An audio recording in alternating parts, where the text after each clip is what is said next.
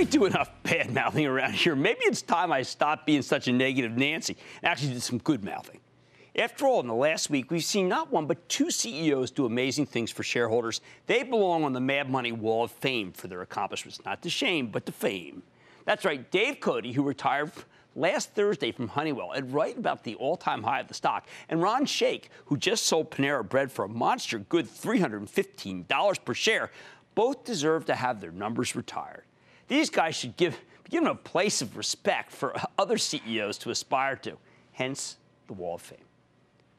What did these two execs do? Cote took Honeywell, which had been one of the most poorly run conglomerates out there, and gave you a 575% return over 15 years of leadership. That's 2.5 times better than the gains that you would have gotten in the S&P 500 over that same period. Honeywell's market cap gone from $20 billion to $90 billion under Dave. But if anything, those numbers kind of really undersell what Cote achieved. When many industrials faltered or hunkered down during the Great Recession, Cote took advantage of it, planting seeds, picking up cheap companies to add to his fleet, repositioning Honeywell as an enterprise offering parts for the connected car, connected plane, connected home. He developed world-class climate controls that are the envy of the industry. And he did it all in a quiet, self-effacing manner, stressing integrity and a customer-first ethos that many others would do well to emulate. How about Shaich? Well, what can I say about Ron Shaich, who, like Cote, has been on Mad Money so often in good and bad times as he shepherded a cookie store in Boston into one of the most successful casual dining restaurants of all time, before selling it to JAB Holding today for an estimated $7.5 billion. Shaich had originally made his name in the business with Au Bon Pain, but in what many thought was a ridiculously outrageous and risky decision, he sold Au Bon Pain and decided to focus on a small Panera Bread division. Since that point, 20 years ago, let's let Ron tell the story.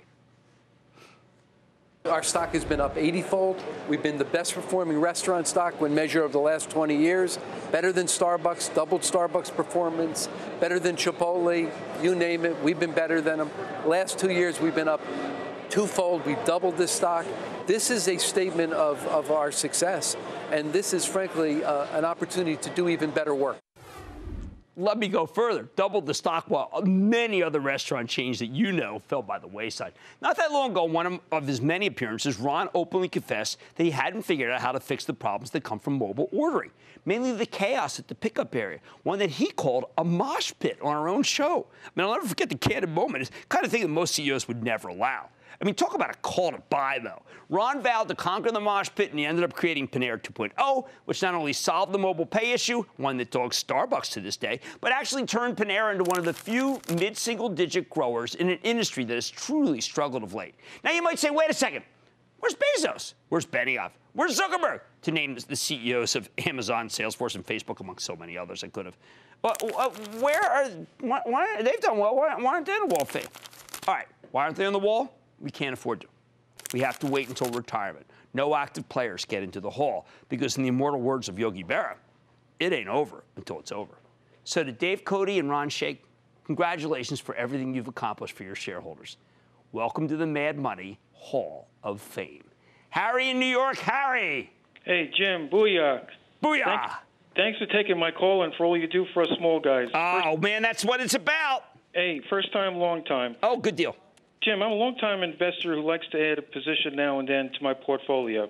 IDEX caught my interest as it looks like a good growth stock with all the pet ownership out there. But with a PE in the upper 60s, I hesitated and would like your comments and opinion on how much a PE ratio should affect a decision to buy any given stock.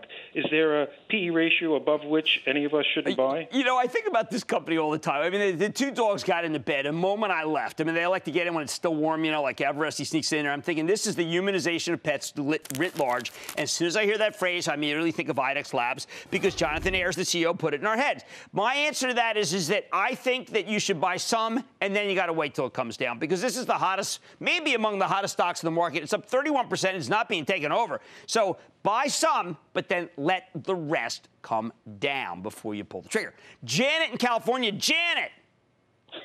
Jim Cramer. Janet. How are you? How are you? I'm good.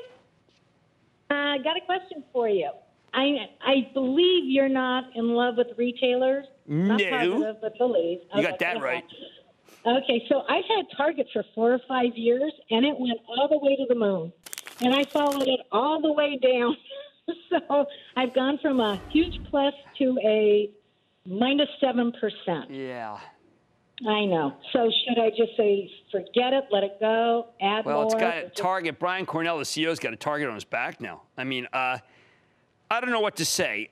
Can it bounce? Yeah, it's got a 4.5% yield, but it's caught between Target. It's caught between Walmart and Amazon, and it's kind of like a raison d'etre. It's kind of like one of those Camus or Sartre books, you know? I mean, I don't know what it lives for.